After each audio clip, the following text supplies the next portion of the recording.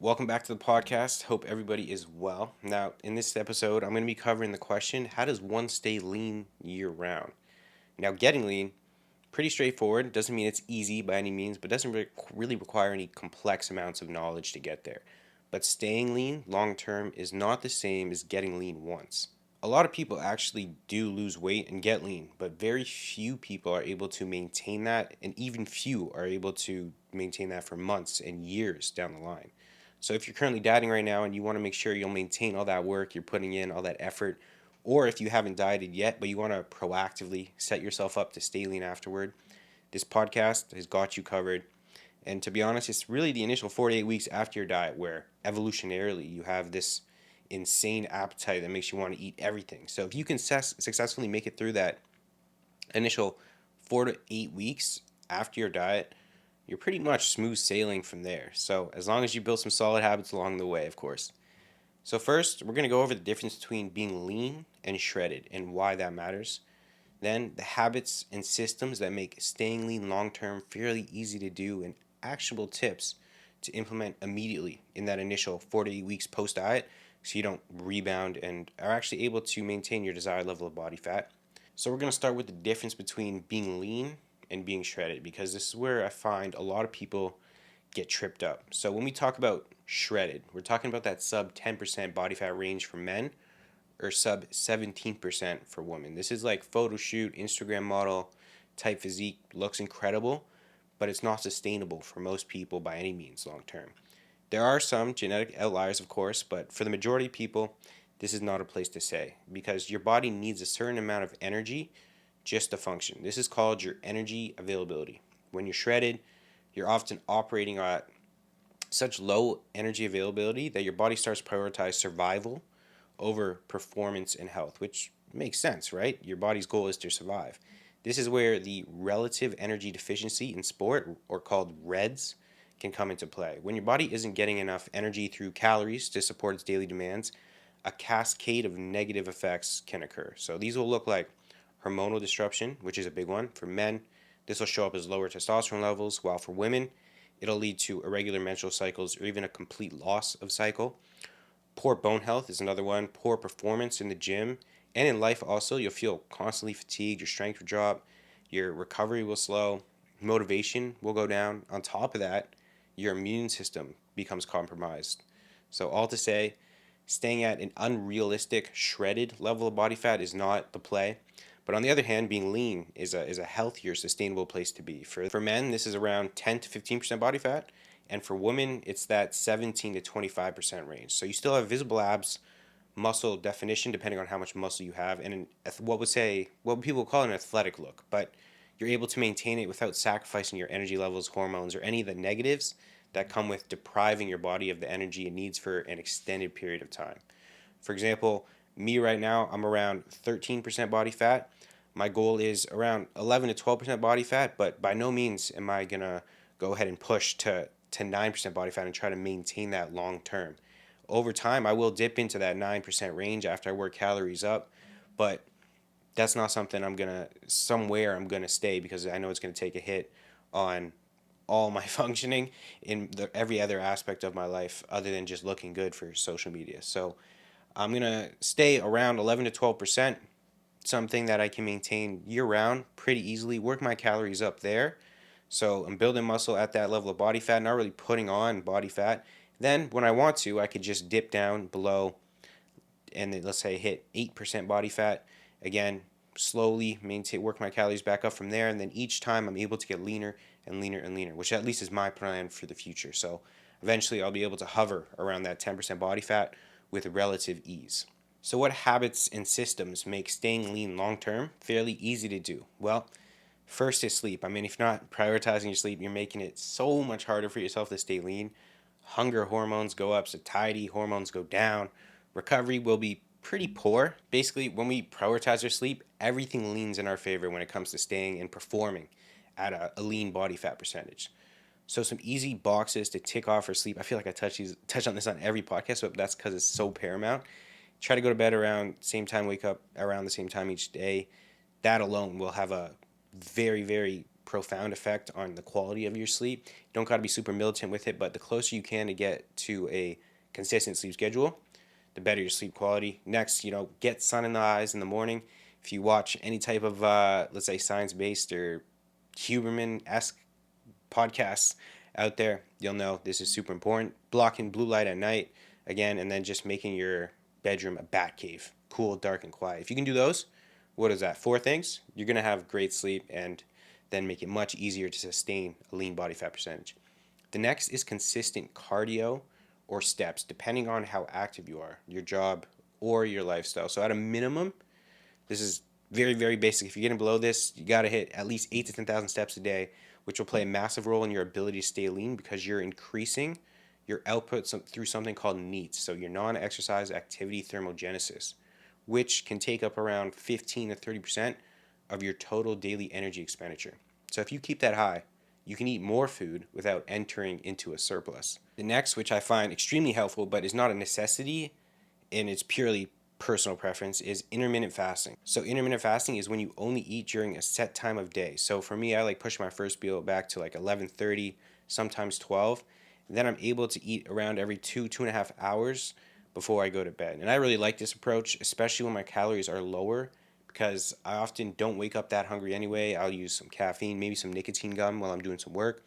If I were to eat especially a high carbohydrate meal first thing when I wake up, spike my insulin, which will make me a lot hungrier the rest of the day and a lot harder to diet and contribute to a lot of food focus as well. So I like to push my first meal back, use things like nicotine, caffeine, like I said, saffron extract, underrated but huge. Also, that'll help boost your mood as well to help blunt my appetite while I'm fasted. I'm personally not a fan of sparkling water, but that also helps. People use that all the time. And I find I'm a lot more mentally sharp during this window as well. So I'll just take advantage of that, do any important tasks I have to do during this time, plan content, client check-ins, new setups, any high priority task really where I'm really laser focused, pair it with some nootropics, which I could do, definitely going to do a podcast on that later down the line. The next thing is to continue tracking and slowly remove the constraints. And what I mean by that is, say during your diet, you're tracking your nutrition, your steps, your cardio. Keep tracking everything. So everything is controlled on the way out of the diet. One of the biggest mistakes is to immediately stop tracking everything when you finish your diet. You stop tracking your food or you're following a meal plan. You just say, I'm done with the meal plan, start eating whatever. You stop weighing yourself, and this can lead to you giving into that natural evolutionary response where your satiety cues are completely out of whack. You're not weighing yourself, so you may not even notice, oh shit, this week I put on 5-10 pounds more in some cases. So keep everything controlled just as you did during your diet. You'll obviously bump your food up to maintenance to get out of your deficit, and then you can very slowly is the key word, as the hunger comes down, that evolutionary response comes down, remove the constraints as time goes on. And the last two are drinking enough water and consuming a whole food diet, or at least 95% of your diet should be coming from whole foods, not only for satiety purposes, because unprocessed foods are often much lower calorically dense versus processed foods, so the actual food volume of your meals will be a lot bigger, but also the time it takes you to eat your meals and chew your food is underrated. It makes a huge difference as well. For example, if you were to have, let's say, a steak and some fruit and vegetables versus, let's say, cereal, which one do you think is going to keep you fuller after? I think you down the cereal and you're ready for another bowl. Versus the steak, fruit, and vegetables, you could probably sit there for, I don't know, chewing that steak 15 minutes if you focus on chewing your food, and you'll be a lot satiated afterwards. And then keeping up with your water intake is huge, especially in between meals, to kind of fill up your stomach and help you feel less hungry as well. Now, some actionable tips to implement immediately in that initial 4 to 8 weeks post diet, which is kind of the make it or break it phase of your ability to then stay lean long term. If you can successfully make it through this part of your initial post diet phase, you pretty much set yourself up like pretty perfectly to be able to maintain whatever body fat you got to, unless you got lower than, let's say, 8%. You're setting yourself up to be able to maintain that long term. So first, increase your protein intake. Protein is the most satiating macronutrient, meaning it keeps you fuller for longer compared to the same amount of calories from, let's say, carbs or fat. So prioritizing your protein, you're far less likely to feel hungry or overeat during a time where all you want to do is overeat. Protein also has what's called a high thermic effect of feeding, which is basically just a fancy way of saying it takes more energy for your body to digest and process protein compared to all the other macronutrients. For example, the thermic effect of fat is about 3%, meaning if you eat 100 calories of fat, your body burns 3 calories just digesting it. With protein, that number can go up to 30%. So if you eat, let's say, 100 calories of protein, your body could burn up to 30 calories just in the process of digesting and assimilating that. That's a big deal because it means you're simply burning more calories just by eating more protein. On top of that, protein has a really inefficient pathway for being converted into fat. So it's really hard for your body to store protein as body fat because the process is so energy intensive. So not only are you staying fuller for longer and burning more calories through digestion, but your body also has to work even harder to store excess protein as fat, making one of the most kind of forgiving macronutrients to increase post diet. For this reason, I always recommend driving a protein take immediately after diet. It's like super low risk way to increase your calories without negatively impacting your body composition, which is obviously on the forefront. So, for example, if you were to ramp up your carbs or fats by 500 calories, the penalty, we could say, in terms of fat storage would be much greater than if you did the same with protein. To give you an idea, I typically recommend 200 to 250 grams of protein per day for most people. For some clients, I've gone as high as 300 grams per day, depending on their situation. And that makes a massive difference in keeping your hunger at bay, increasing your metabolism, and helping you maintain the level of body fat you worked pretty damn hard to achieve. Now, the second strategy to implement immediately post diet is giving yourself lots of food volume and focusing on satiated foods.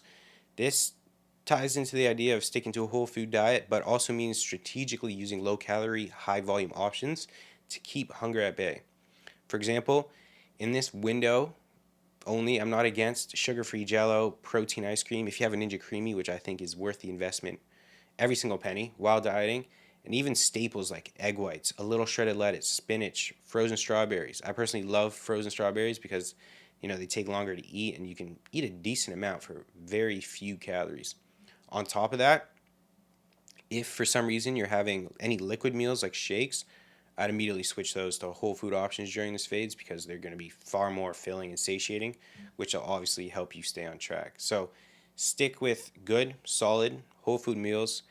In this initial 4-day weeks, I'm not against throwing in some sugar-free jellos, some protein ice cream to help manage those cravings because you might be in a delicate state post-diet. You might feel justified in treating yourself because you work so hard, telling yourself things like, I'm insulin sensitive now, or I've earned this because of all the work you just put in. But those justifications can quickly spiral into habits that make you rebound and put on 10, 20 pounds in the blink of an eye. I'd also recommend things like taking omega-3s because there was a study done where they gave the participants 3 grams per day of EPA and DHA for a total of 12 weeks. And 12 weeks later, they saw about a 14% increase in resting metabolic rate. They saw an increase in energy expenditure during exercise, about 10%, and an increase in fat oxidation both at rest and during exercise, as well as a 4% increase in muscle mass. All of the stats, all of that to say, by simply taking 3 grams per day of fish oil, you're now putting yourself in a far better position than you were otherwise off such a simple thing to do. And then that's 3 grams of total EPA and DHA. So if you look at the back of your fish oil, it's not total fish oil. You have to add up the EPA and DHA. That's why I recommend getting a very high quality one. Now, long term, building muscle is one of the most powerful tools you have for staying lean. The more muscle you have, this is why right now, for example, I'm going to start investing a little more time into not being single digit body fat. However, staying around that 10 to 12 to 13% mark, building more muscle tissue, so then I'm able to stay, let's say, in 6 months from now, able to stay extremely lean, still eating a good amount of calories because of the muscle I've built. And muscle, the reason that I want to do this, the reason that people can do this, the reason that muscle takes more energy is because it's in a metabolically active tissue, meaning the more muscle you have, the more calories your body simply burns at rest. And the more calories you burn at rest, the more calories you can eat while staying lean. I recommend once you get lean for the first time, after your initial 4 to 8 weeks at maintenance after your diet. So you bump your food up, you use all those strategies, increase your protein, like we talked about, large amounts of food volume till that evolutionary crazy hunger and insatiable appetite comes down. You transition into a very, very small surplus to start building muscle. For example, let's say you spent, I don't know, 4 5 months dieting down to 11, let's say 10% body fat. You spend 4 to 8 weeks at maintenance to hold that look and allow your body to stabilize, remove the diet fatigue.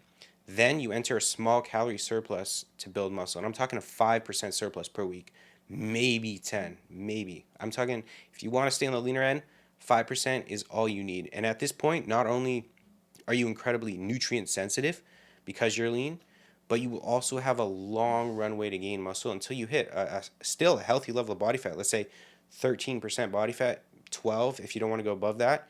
And then you could just stay there again, hold.